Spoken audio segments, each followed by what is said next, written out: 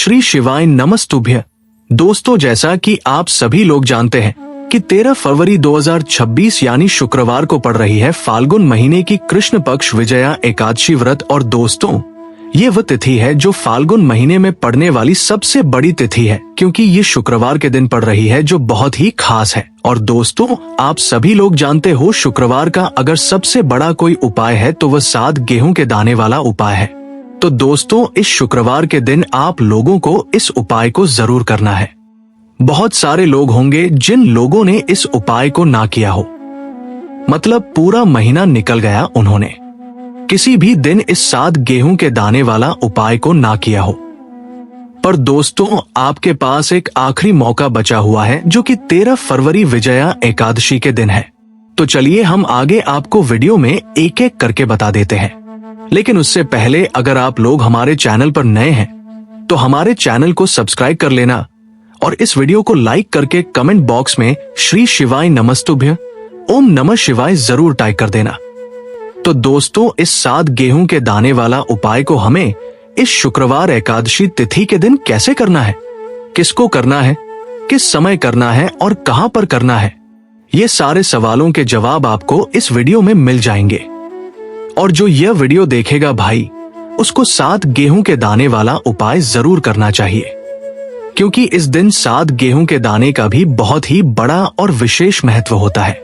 और जब बात आ जाए 7 गेहूं के दाने वाला उपाय की, तो ये सोने पर सुहागा वाली बात हो जाती है और ये एक बहुत ही बड़ा उपाय हो जाता है इस शुक्रवार एकादशी तिथि का।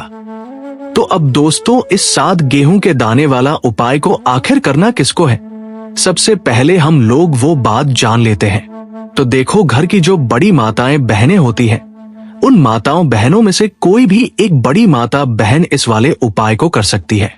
और दोस्तों, अगर आप चाहे तो अपने घर में से सभी सदस्यों को भी इस उपाय को करवा सकते हैं।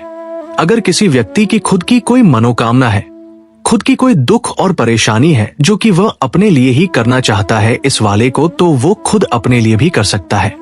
बाकी अगर कोई घर में से ऐसा है जो कि अपने पूरे घर परिवार की सुख और शांति के लिए ये वाला उपाय करना चाहता है, तो भाई वह भी कर सकता है, उसमें भी कोई दिक्कत वाली बात नहीं है। कहने का मतलब यह है कि इस उपाय को हर एक सदस्य भी कर सकता है और पूरे घर परिवार के सदस्य के लिए घर की बड़ी माताओं बहनों में से कोई एक माता बहन भी कर सकती है। माताएं बहनें अगर में उपस्थित ना हो या वो ये वाला उपाय ना कर पा रही हो, तो फिर घर का कोई बड़ा सदस्य भी 7 गेहूं के दाने वाला उपाय को कर सकता है, चाहे फिर वो पुरुष ही क्यों ना हो, उसमें कोई भी दिक्कत वाली बात नहीं है। उसके बाद में दोस्तों, जो अगला प्रश्न निकल कर आता है वो ये आता है इस उपाय को लेकर कि आखिर इस उपाय को हमें किस समय करना है, सुबह के समय करना है कि शाम के समय करना है। तो देखो, इस वाले उपाय को आप लोग सुबह समय भी कर सकते हो और शाम के समय प्रदोष काल में भी कर सकते हो। अब अगर आप पूछो कि भाई साहब सबसे उत्तम समय कौन सा रहेगा इस 7 गेहूं के दाने वाला उपाय को करने का, तो हम आपसे बस यही कहेंगे कि इस उपाय को आप सुबह के समय करेंगे तो ज्यादा बेहतर होगा।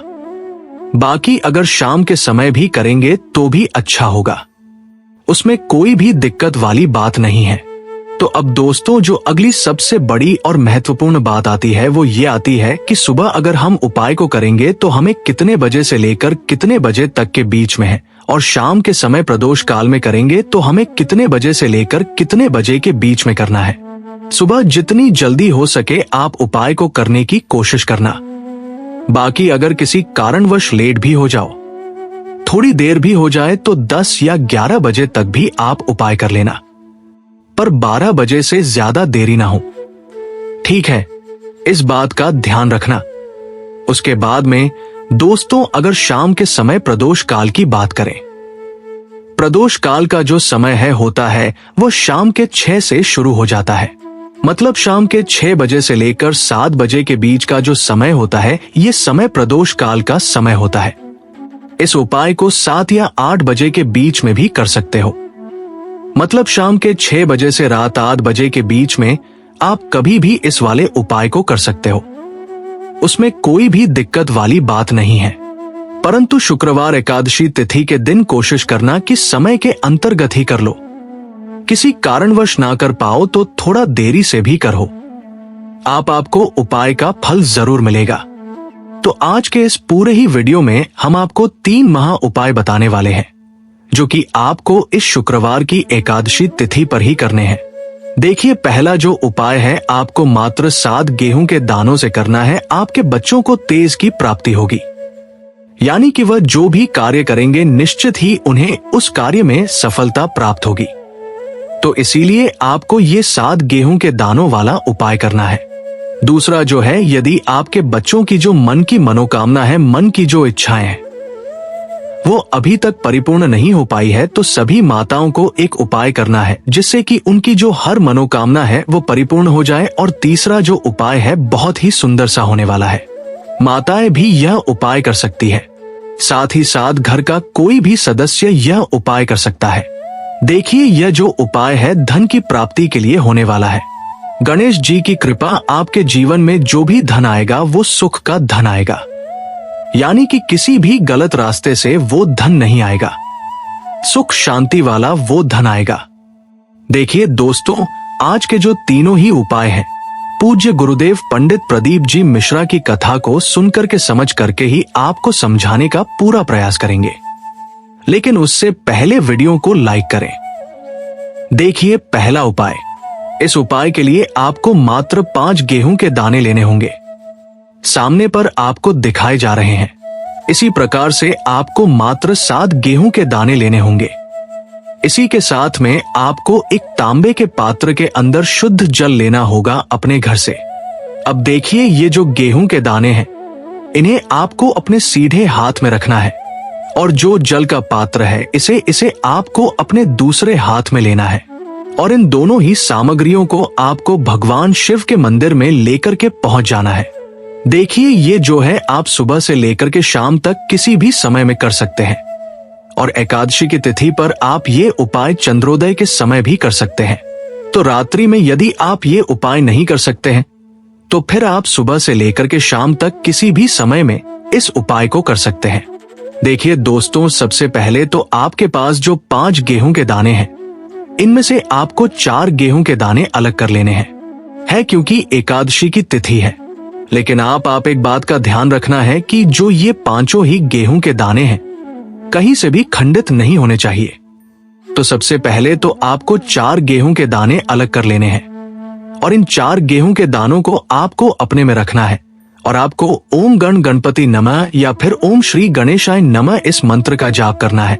और इन 4 गेहूं के दानों को आपको थोड़ा सा गिला कर लेना है, क्योंकि सूखी चीजें हम कभी भी शिवलिंग पर अर्पित नहीं है। तो 4 गेहूं के दानों को आपको थोड़ा सा गिला कर लेना है। अब ये जो 4 गेहूं के दान हैं, इन्हें आपको शिवलिंग पर सीधे तरफ जहां गणेश जी का स्थान होता है, वहां पर आपको अर्पित कर देने हैं। यानी कि शिवलिंग पर जहां गणेश जी विराजमान होते हैं, वहां पर आपको ये 4 गेहूं के दाने अर्पित कर देने हैं।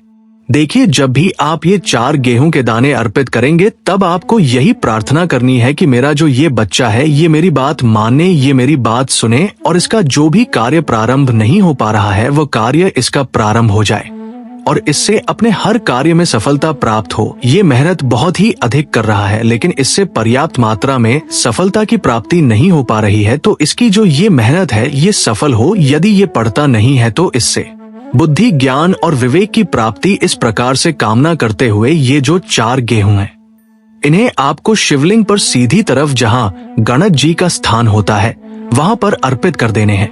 अब दोस्तों, आपके पास जो तांबे के पात्र के अंदर शुद्ध जल है, इसमें से थोड़ा सा जल आपको शिवलिंग पर जहां गणेश जी का स्थान होता है, वहां पर अर्पित कर देना है। मात्र आपको थोड़ा सा जल ही समर्पित करना है। इसके बाद आपको उस पात्र के अंदर थोड़ा सा जल और शेष बचा लेना है। अब देखिए दोस्तों, आपके पास 5वां और अंतिम गेहूं का दाना बचा था। इसे आपको उस पात्र के अंदर ही डाल देना होगा। अब इस जल को आपको भगवान शिव के शिवलिंग पर ही श्री शिवाय नमस्तुभ्यं इस मंत्र का लगातार जाप करते हुए समर्पित कर देना होगा। बस इतना सा उपाय आपको करना है। आपके जीवन की जो भी मनोकामना है आपके बच्चों से जुड़ी हुई, वो निश्चित ही परिपूर्ण होगी। देखिए, यदि आपके बच्चों की किसी भी प्रकार की समस्या है तो उसे आपको बोल देना है, या फिर आपकी किसी भी प्रकार की मनोकामना है तो उसे आपको बोल देना है। तो विशेष करें। जो उपाय है आपको अपने बच्चों के लिए ही करना है।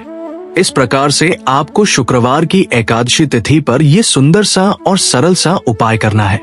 अब दोस्तों हम जान लेते हैं दूसरे विशेष उपाय के बारे में।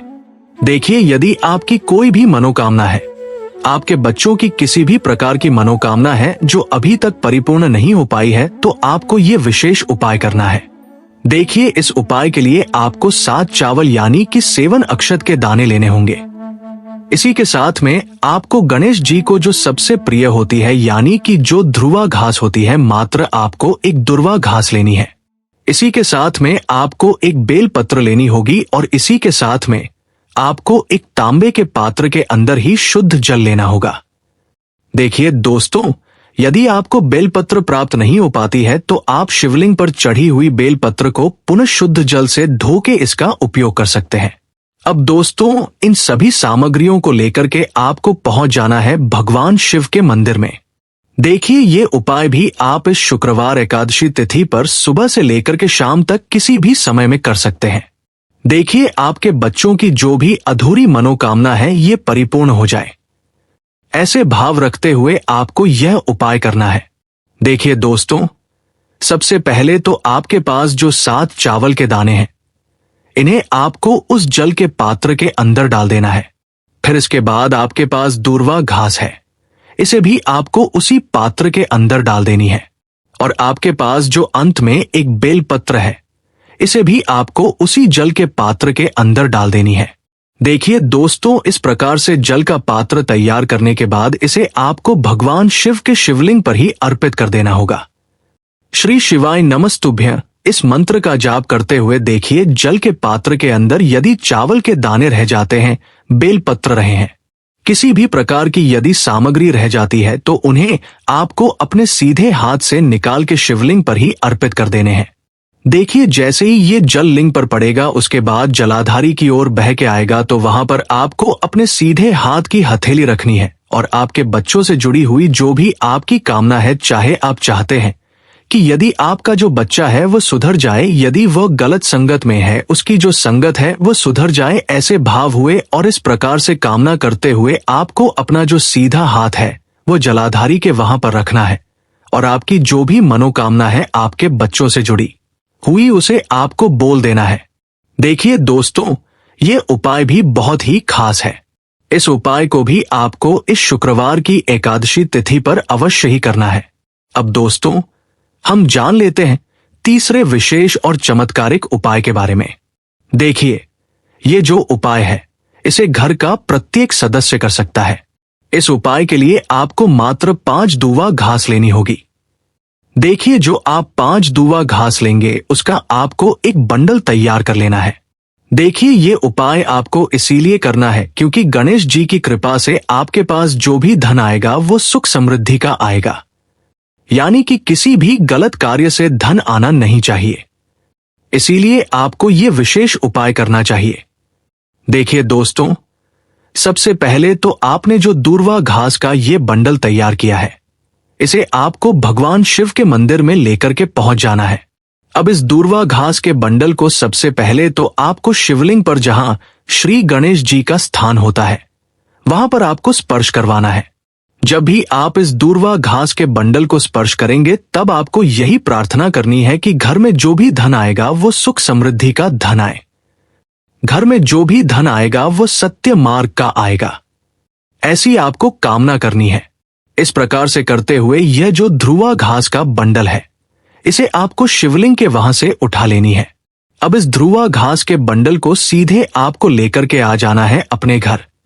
अब देखिए दोस्तों, घर लेकर के आने के बाद आपके पास जो ध्रुवा घास का बंडल है, सबसे पहले तो इसे आपको आपके घर का जो मुख्य द्वार होता है और उसकी जो दहलीज होती है वहां पर आपको इस ध्रुवा घास के बंडल को स्पर्श करवाना है।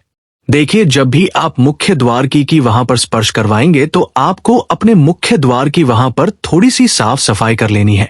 उसके बाद ही आपको यह दूर्वा घास स्पर्श करवानी है। अब आपको अपने मुख्य द्वार से अपने घर के अंदर प्रवेश करना है। आपके घर में जहां कभी तिजोरी, जहां कहीं भी आप धन रखते हैं, वहां पर आपको इस दूर्वा घास के बंडल को रख देना होगा। बस इतना सा उपाय आपको करना है। आपके जीवन में घर में जो भी धन आएगा, सुख समृद्धि का धन आएगा। आपके घर में जो भी धन की आवक है वो भी सुख समृद्धि के साथ आएगी। तो बहुत ही आसान सा उपाय है। जो भी धन आएगा वो सुख समृद्धि ही प्राप्त करवाएगा। तो दोस्तों, इस प्रकार से आज के इस वीडियो में हमने आपको शुक्रवार एकादशी तिथि पर किए जाने वाले 3 बहुत ही चमत्कारिक उपाय बताए हैं। जो भी आपके लिए उचित है, सरल, उसे आप कर सकते हैं। तो दोस्तों, ये थे पूज्य द्वारा बताए गए कुछ बहुत ही खास उपाय। अगर आपको जानकारी अच्छी लगी हो तो वीडियो लाइक करिएगा। मिलते हैं फिर एक नए वीडियो के साथ। श्री शिवाय नमस्तुभ्यम।